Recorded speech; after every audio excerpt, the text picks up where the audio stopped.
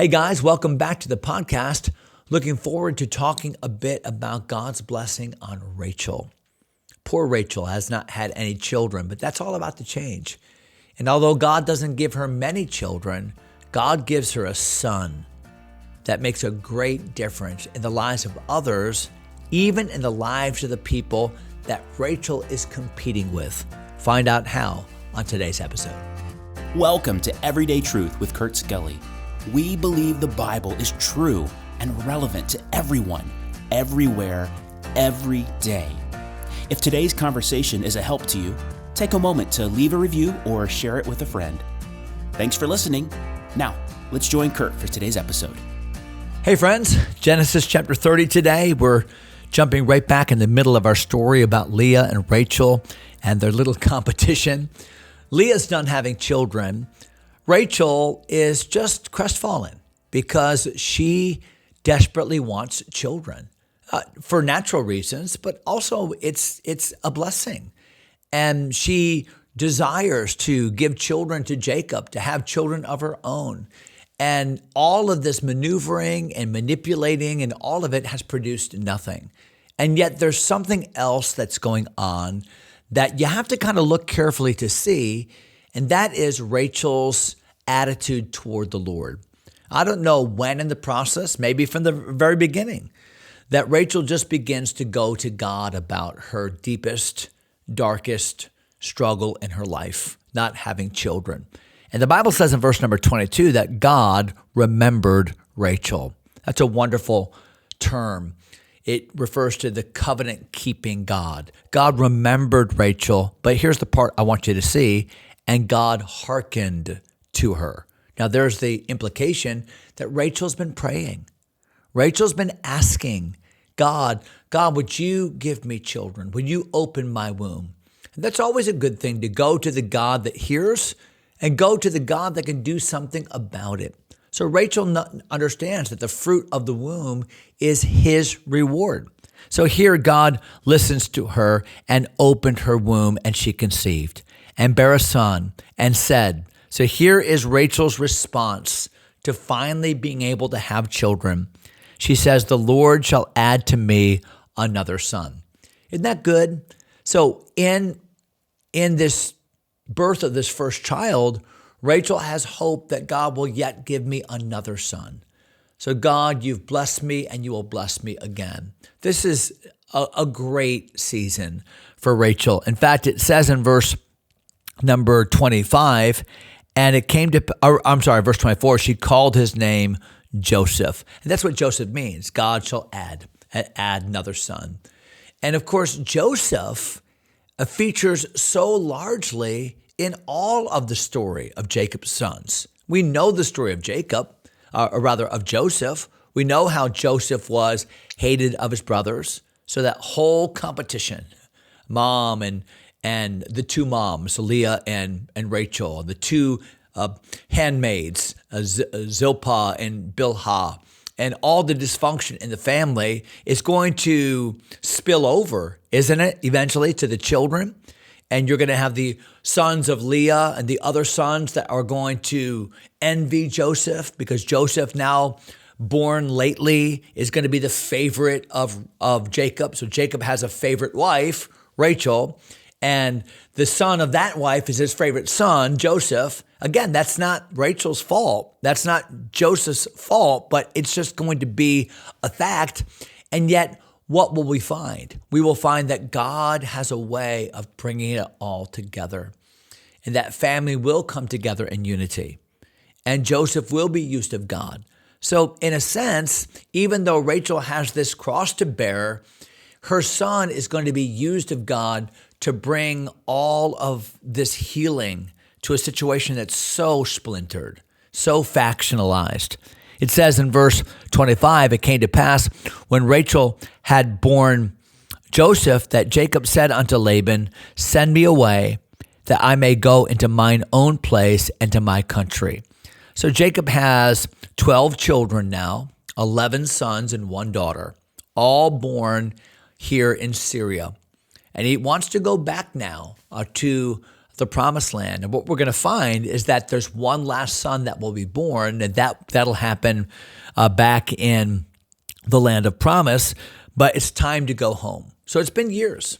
It's been 20 years now. Jacob has left his own family. He's run essentially from Esau for his life. His dad and mom, he's not seen them in all these years. And now it's time to go home. And so he says to Laban, may I please leave? I've served. He served faithfully for his wife, Leah. Didn't know it would be Leah, but you know the story. And then for Rachel. So for 14 years, and now for some other years, he's stayed. He's been faithful. He's worked hard. We're going to find that the family business has prospered largely due to the fact that God is blessing Jacob. And watch what it says in verse number 26. Give me my wives and my children for whom I have served thee. In other words, I have paid my debt. Let me go, for thou knowest my service which I have done thee. So essentially what Jacob is saying here is it's time to go. I have fulfilled my obligations. This is a logical, ethical decision, and I want your blessing. So far, so good. Everything about Jacob's request makes sense, and everything about Jacob's request is legitimate. But what we're going to find is that Laban's true colors are going to come out. And Laban's true, just who he really is going to manifest itself. Because it says in verse 27, and Laban said unto him, I pray thee, if I have found favor in thine eyes, tarry. For I have learned by experience that the Lord hath blessed me for thy sake. So Laban does not want to hear anything of it. Now, notice what Laban does not say. Laban does not say, teach me about your God. Laban does not say, I'm going to miss my daughters. Laban does not say, you're not going to take my grandkids away from me. No, Laban, his whole premise is, Jacob, I really don't want you to go, and here's why. Because I am being blessed because you're here. You're my lucky charm. You're the one whom God is blessing, and so my business and my livestock and my life has been blessed because of you, so as long as you stay around, it's good for me.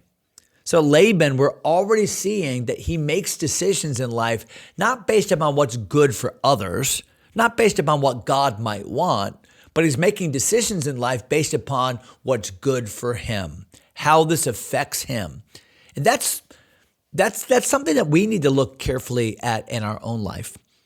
And that is when people make decisions and we give them counsel or we rein in on our opinion about it, I wonder sometimes if what we say really doesn't indicate necessarily our wanting what's best for them or giving them objective counsel, but really, how is this going to affect me? So Laban is showing his colors, as I said a moment ago. And it says in verse number 28, he said, appoint me thy wages and I will give it. So, okay, but if you're going to go, just tell me what I owe you. You've worked hard. You've been faithful. Just tell me. And I'm a man of my word. I'm an ethical man, and I'm gonna pay you what you're worth. And he said unto him, thou knowest how I have served thee, and how thy cattle was with me. So how does Jacob begin the answer? Jacob begins the answer by saying, I'm not going to try to praise myself. I'm not going to go through a long list of things I've done for you. Why? Because you know. Laban, if anybody knows how I've served, if anybody knows how hard I've worked, if anybody knows the way that I have cared for the cattle, you know. We've lived together. And that's a strong argument. A strong argument is people that we live with, people that we work with, because Laban was both. Laban was both somebody who was family, and Jacob lived among the people of Laban, and they interacted daily, but he also was somebody for whom he worked. He was the landowner and the cattle owner and all of that. So Jacob had these two relationships, a family relationship and a work relationship. And in both relationships, he says to Laban, Laban, you know what kind of person I am. This really reminds me of what the Apostle Paul said. You know what manner of man I was among you in all ways. So he said that to the Thessalonians.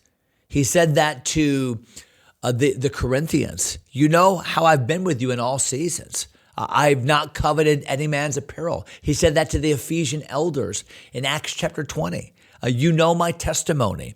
And testimony is a powerful, powerful message. So that's what Jacob says here in verse 29. Thou knowest how I have served thee, how thy cattle was with me, for it was little which thou hadst when I came. But when I started working for you, that was a small business. It was a small herd, small flock. And it is now increased unto a multitude. So he's agreeing with what Laban has admitted, and that is, wow, Jacob, ever since you've been here, things have exploded. My business has grown exponentially. And Jacob is saying, I know that. And the Lord hath blessed thee since my coming. And now when shall I provide for mine own house also? Yeah, you're right, Laban. You have been blessed because of me, but it's really not because of me. It's because of the Lord, because of the Lord's promise and the Lord's blessing upon me. So think about what Jacob has said. He said, you know my work ethic. You know how faithful I've been. You've seen the blessings, and the blessings are attributable not to my work ethic and not to my character, but to the Lord who has blessed me. So it's interesting. He emphasizes character and he emphasizes God's blessing. What a great thing that would be as a template for our lives, that as God uses us to be an influence, or God uses us in advancement at work or in productivity, whatever that means, that we would say, okay, I'm working hard and I'm honoring God. I'm working hard and giving God the credit for the results.